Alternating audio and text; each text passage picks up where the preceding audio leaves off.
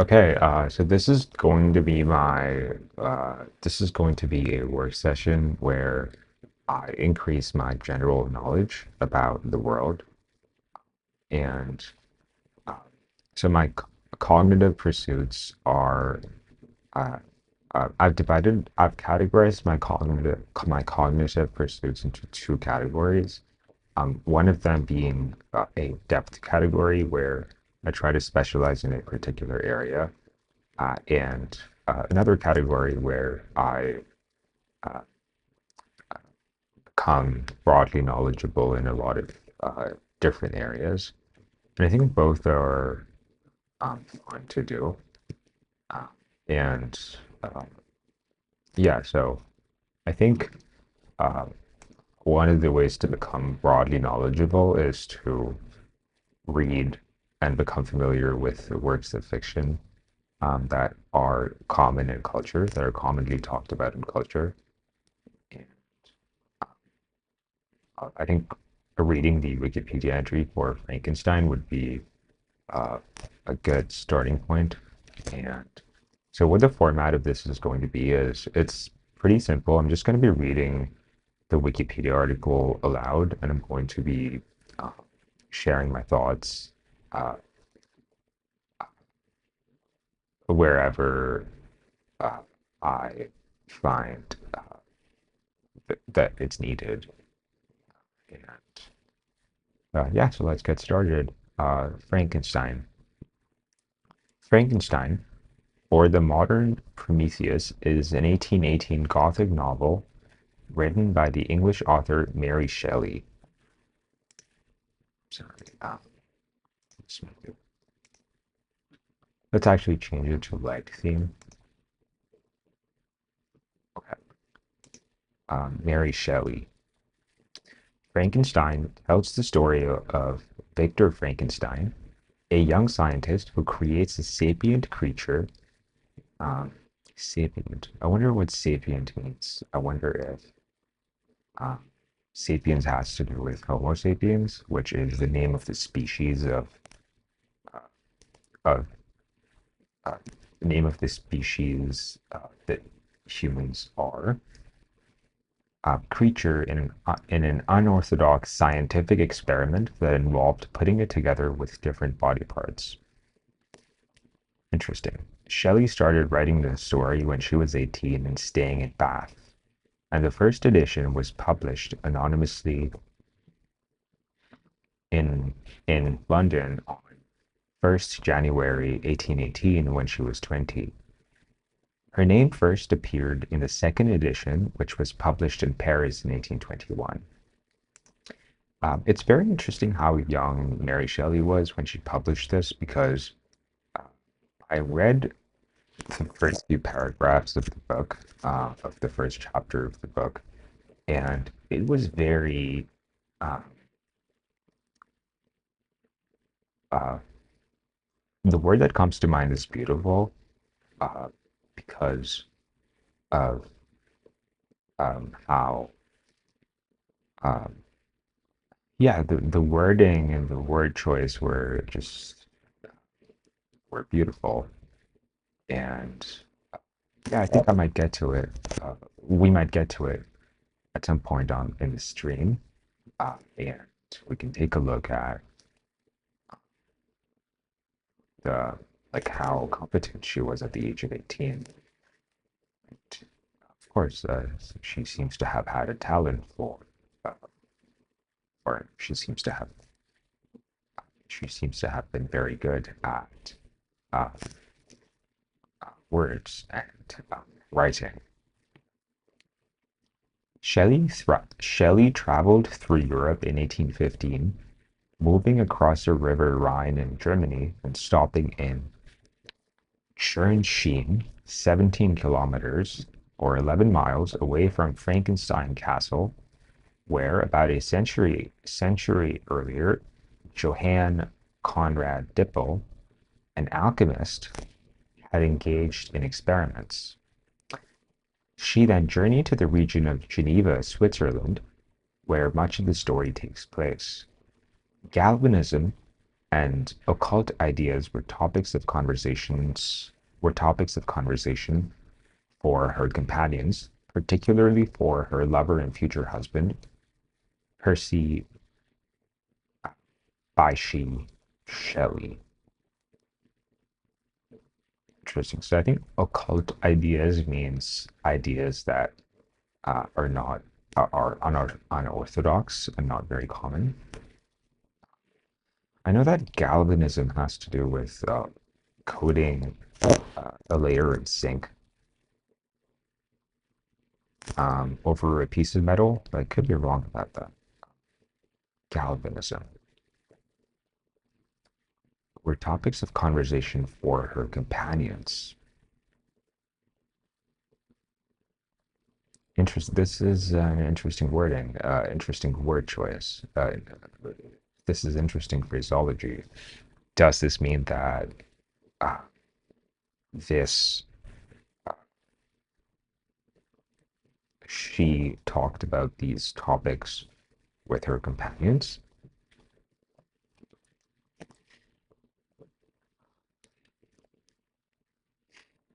In 1816, Mary, Percy, John Polidori, and Lord Byron had a competition to see who would write the best horror story. After thinking for days, Shelley was inspired to write Frankenstein after imagining a scientist who created a life and was horrified by what he had made. The novel was first published anonymously in 1818, and in 1831 a revised edition was published under Mary Shelley's name. Oh, interesting. Um, but here it says her name first appeared in the second edition in 1821. This version included significant stylistic revisions, a new preface describing the story's conception, and a more explicitly moral tone. Frankenstein is one of the best-known works of English literature, infused with elements of the Gothic novel and Romantic movement. It has had considerable influence on literature and on popular culture, spawning a complete genre of horror stories, films, and plays. Since the publication of the novel, the name Frankenstein has often been used to refer to the monster. Yeah, this is something that I'm aware of, where it's a joke that pedantic people often correct uh, uh, the usage of people's use of Frankenstein for the monster, when Frankenstein actually is the name of the scientist, uh, um, name of the scientist who created the monster.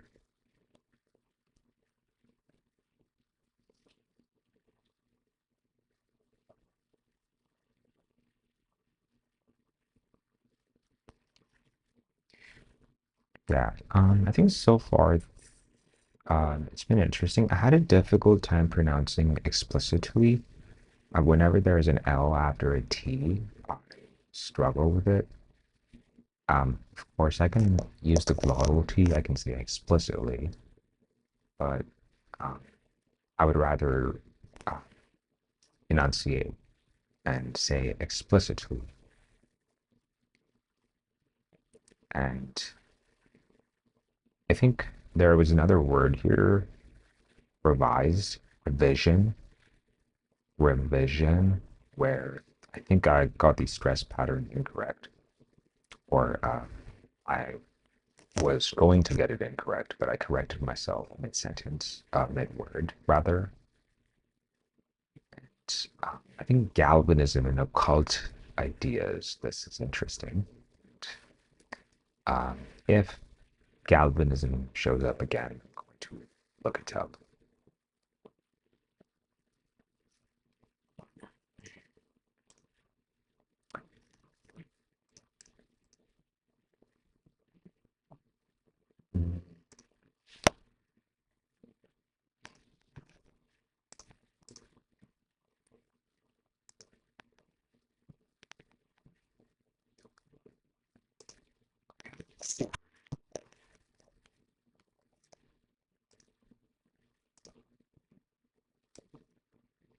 Let me quickly update the chat here and pin a message about what I'm trying to do.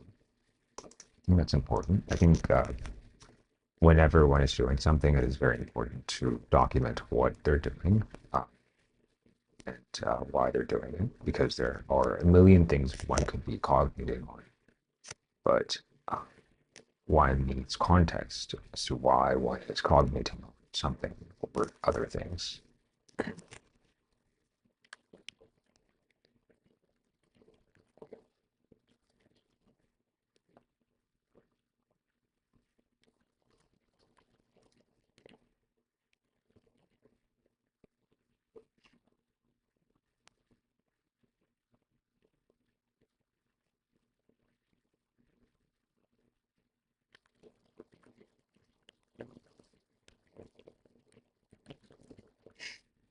I like spending my time engaged in cognitive pursuits to this end.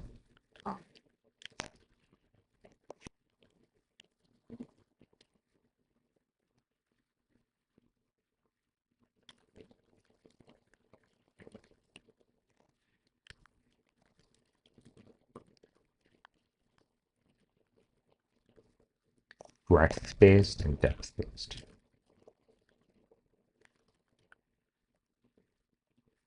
Breadth-based pursuits and depth-based pursuits. Depth-based knowledge and depth.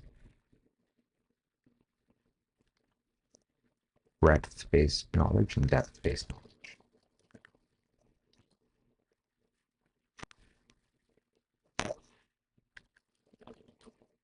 In this stream, to increase my breadth-based knowledge, to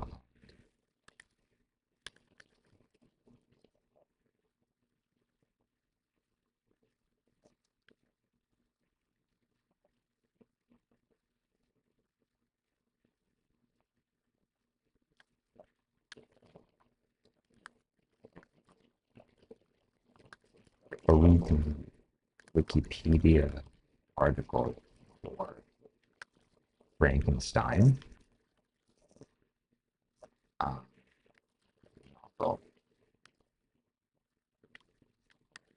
I read aloud the Wikipedia entry for the Frankenstein novel. I share my thoughts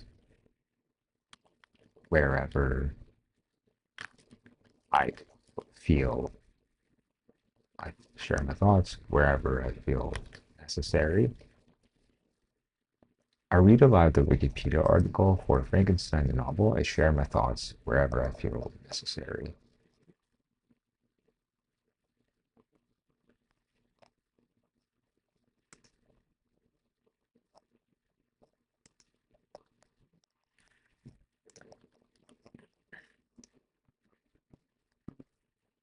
And let me pin this so it's visible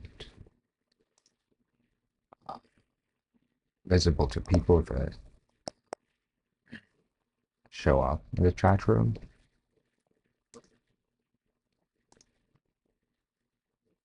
This pin. I'm going to be uploading this to YouTube later, so let me paste it into the notepad so that I can use it as a description for the YouTube video.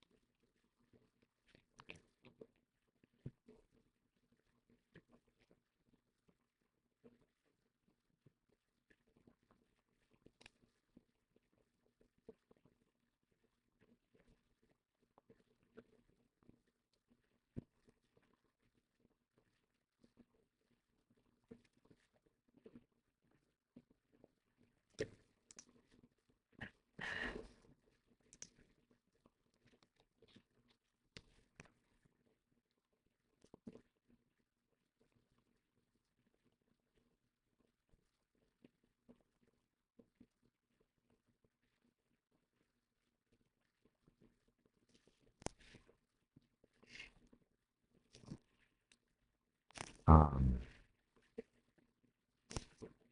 yeah, just give me a couple of minutes. I'm thinking through some things that, yeah, I'm thinking through some topics that I believe to be necessary to continue reading this Wikipedia article.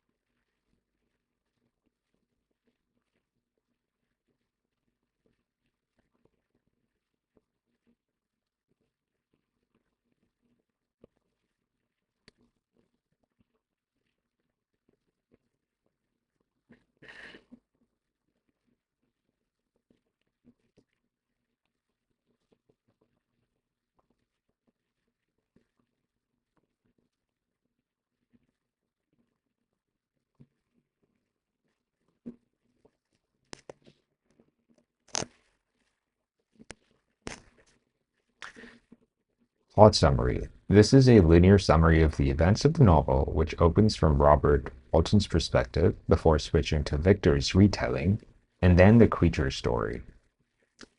Interesting. This is a linear summary of the events of the novel, uh, which opens from Robert Walton's perspective. The preposition here is interesting, which opens from Robert Walton's perspective. Victor Frankenstein, born in Naples to an upper class Genovese family. So I think Genovese is the adjective for Geneva. Spends his youth obsessed with alchemy. Alchemy is uh, the chemistry or the metallurgy that was practiced in medieval times.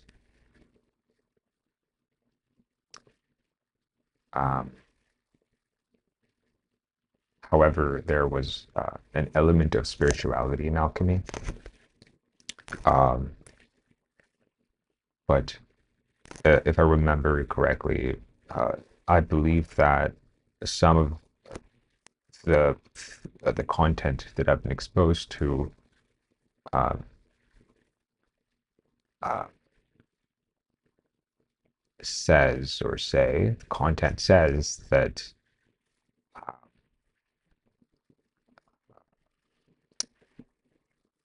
a lot of the even though it was many parts of alchemy were unscientific, it led to a lot of scientific progress. As he grows older, he develops an interest in modern sciences, such as chemistry and electricity. After his mother, Caroline, was it Caroline or Carolyn? Caroline dies of scarlet fever. Scarlet fever. Victor leaves home to attend the University of Ingolstadt. Ingolstadt. Through his studies, Victor discovers a new way to create life, assembling ingredients stolen from charnel houses and fresh graves. I have no idea what charnel is, which he uses to create a large and grotesque humanoid creature. When the creature awakens, Victor is repelled by it and flees in terror, returning the next day to find the creature gone. Wow. So yeah, this does sound very alchemy-esque. Charnel houses and fresh graves. Oh, ingredients stolen from charnel houses and fresh graves. Wow. I wonder how scientific this is. Sounds more alchemic than scientific.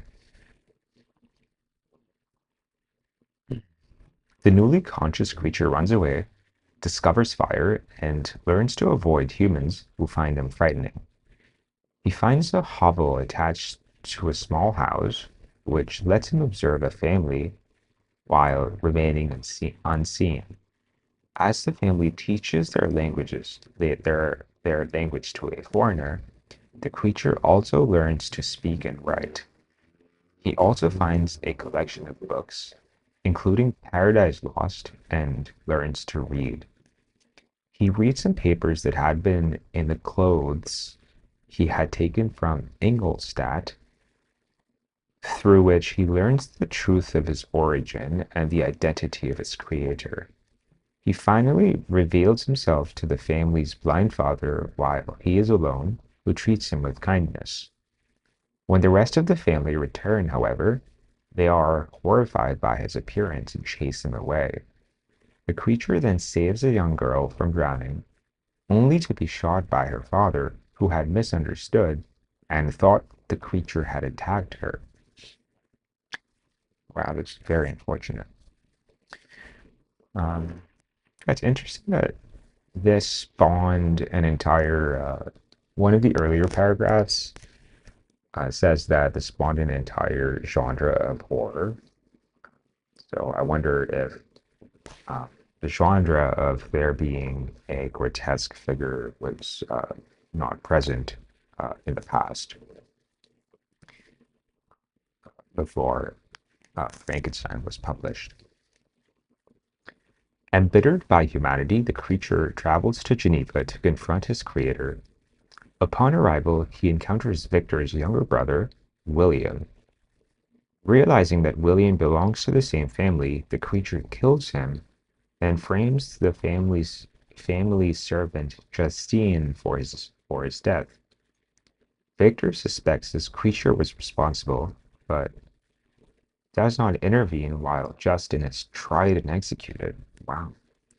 Later, while hiking on Mer de Glace, Victor once more encounters the creature. The creature relays his story and asks Victor to create a female companion, which he believes will be his only chance at happiness. Victor consents to this. Wow, he consents to this after the creature kills his brother? Perhaps, yeah, interesting. Victor and his friend Henry Clerval leave the European mainland for Britain, where Victor establishes a laboratory in Orkney. While working on the female creature, Victor imagines his creations giving birth and fearfully decides to destroy the incomplete female. The original creature issues a warning that he will meet Victor on his wedding night and murders Henry in the act of revenge.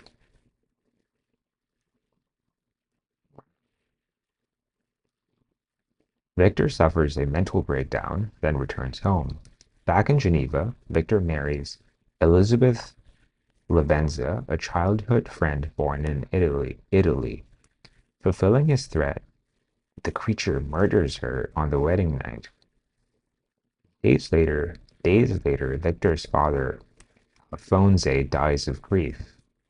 This is tragic on both sides.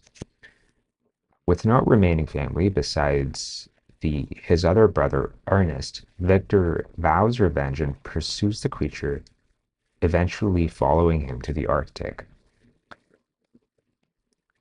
Chasing the creature across the Arctic ice, Victor nearly dies from exhaustion and hypothermia, but is rescued by Captain Robert Walton, who is leading an expedition to the North Pole. Victor recounts the story to Walton and encourages the crew to continue their expedition. Instead, they decide to abandon their journey and turn back.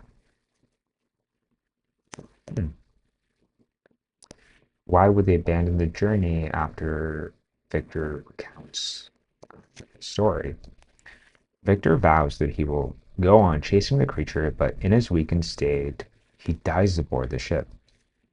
As the ship leaves the Arctic, the creature comes on board. He mourns Victor's death, tells Fulton he plans to burn himself on a pyre and departs. Tells Walton he plans to burn himself on a pyre. So I know that a pyre is a pile of a certain kind of block material that is flammable. Um, but it could be incorrect. And I wonder if I should check what the meaning of pyre is. But I think recognizing it is sufficient for now. Yeah, this is incredibly tragic because there seems to be sadness on both sides. And of course, on the side of the monster, uh, things are unideal because uh, everybody looks at the monster with disgust, and that is a very painful feeling when people look at you with disgust. However, um, given that the monster looks grotesque, and it is hard for people to regulate their emotions, I think it is valid in a way that humans were scared of this creature. So I think what would have saved or what would have worked out uh, in this situation to increase the well-being of all uh, every stakeholder here would be if uh, people were more kind, empathetic, and more rational in uh, their approach to dealing with emotion. I think that would have solved um, that would have reduced the amount of misery in the story. But yeah, this is definitely a very sad story. This seems like a very uh, unfortunate, tragic story, but I don't see how this is a horror story, though. Oh, Frankenstein, be not equitable to every other, and trample upon me alone, to whom thy justice and even thy clemency and affection is most due. Remember that I am thy creature, I ought to be thy Adam, but I am rather the fallen angel whom thou drivest from joy for no misdeed. Everywhere I see bliss, from which I atone, from which I alone am irrevocably excluded. I was benevolent and good. Misery made me a fiend. Make me happy, and I shall again be virtuous. Yes. The creature asks Victor Frankenstein to create a female companion. So, yeah, I think I do understand the thought. It does seem very tragic, but yeah, this doesn't sound like regular English here. It seems like an older version of English, and I'm not sure what if there is a technical term for it. However, it seems very interesting. It seems very it positively balances uh, the contents and the consciousness when I read it. And yeah, it's just nice, I think.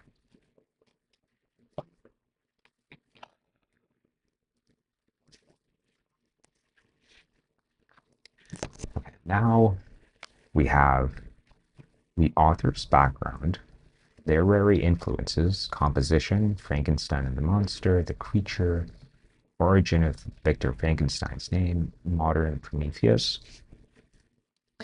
Right. I remember watching the movie series Prometheus, both the movies in the series, and yeah, I remember liking it.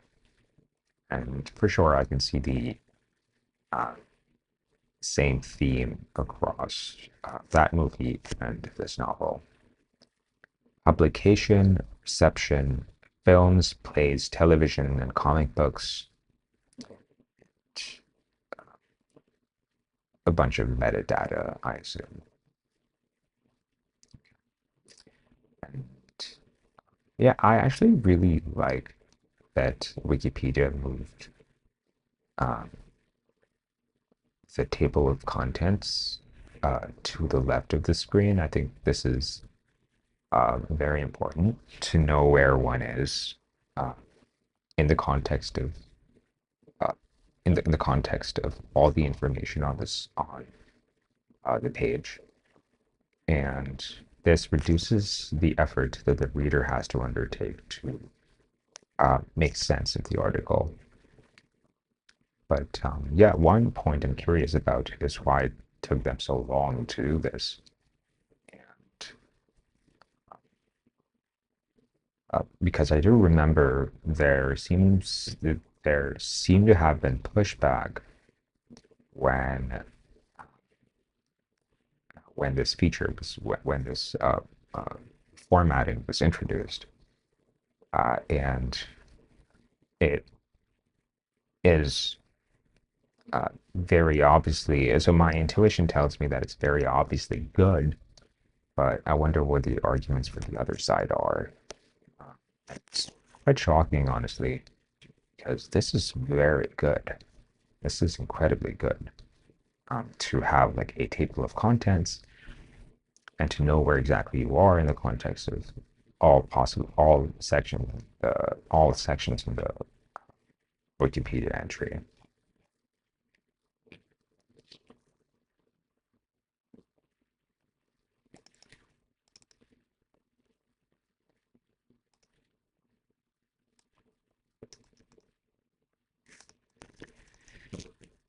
Gonna need to rest for a couple of minutes before starting the next section.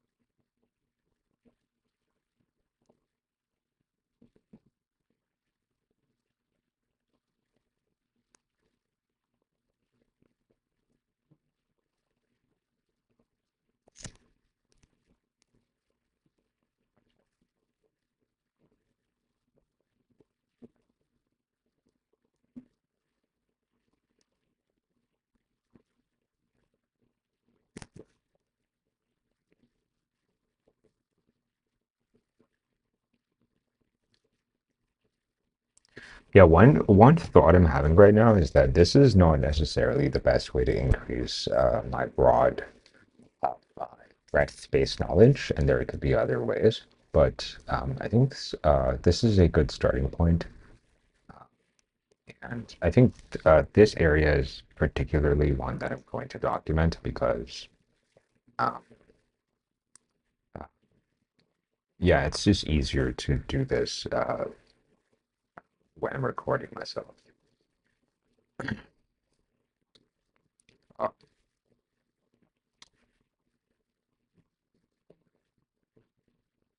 and I do want some form of documentation for what I'm doing. And yeah, what could be other ways of increasing breadth-based knowledge? Um, well, maybe reading a random Wikipedia article as opposed to something specific that I do have some kind of background into. That could be one. The other is reading the newspaper. I think that's another way to increase one's breadth-based knowledge. And of course, talking to people, which I like doing, and trying to understand people's experiences, people's viewpoints. And yeah, everybody seems to be very unique in what they want and their experiences. So uh, that I believe is another way to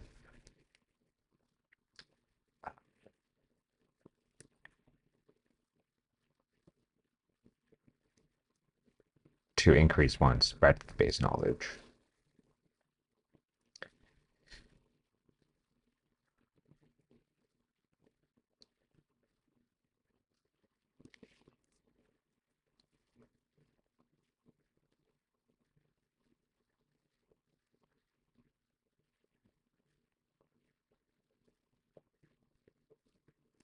Okay, yeah, I think uh, I believe I'm going to stop here for now. I will continue later on. I think that's the best course of action right now.